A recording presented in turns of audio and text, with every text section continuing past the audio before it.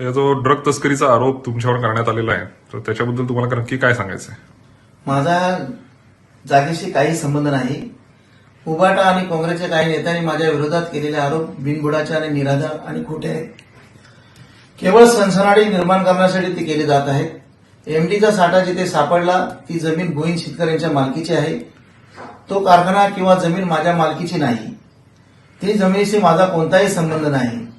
माझ्या मालकीच्या कोणत्याही जागेवर छापा टाकलेला नाही. जिथे छापा पडलाय ती जमीन जमिनीपासून 2.5 ते 3 किलोमीटर आहे. माझ्या जमिनीचा सातबारा 17/1 या क्रमांकाचा आहे. एक सातबारा आहे.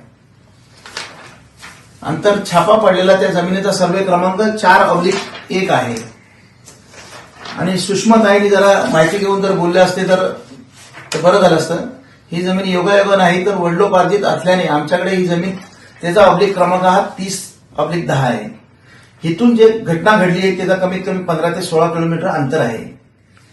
आमच्या इथे कुठलेही 5 स्टार हॉटेल होणार नाही. इथे काही कृषी पर्यटन करण्याचा माझा मानस आहे. स्थानिकांना रोजगार मिळावा ही आमचा एक उद्देश आहे. आमची ही जागा रणजित शिंदेना विकण्यात आलेली आहे. त्याचे कागदपत्र बी आमच्याकडे उपलब्ध आहेत. रणजित शिंदे हा कुठेही फरार झालेला नाही. तो गावातच आहे. तुम्ही त्याची खात्री करू शकता. पोलिसांच्या एफआयआरमध्ये बी रणजित शिंदे यांच्या नावाचा कुठेही उल्लेख नाही. त्याचा या गुन्ह्यात कोणताही संबंध नाही. पोलिसांनी स्पष्ट केलेले आहे.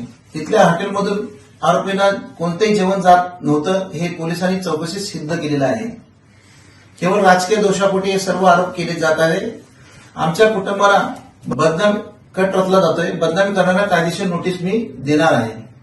त्यांनी आरोप मागे घेतले नाहीत तर त्यांच्या विरोधात आबरू नुकसानाचा दावा दाखल केला जाईल. आणि जे आरोपी या गुन्ह्यामध्ये पकडलेले आहेत त्यांना सक्त आणि कठोर कारवाई झाली पाहिजे या मताचा मी आहे. आणि जे इतर आरोपी असतील त्यांना बी पकडून आत्मीय टाकण्याचा या मताचा मी आहे.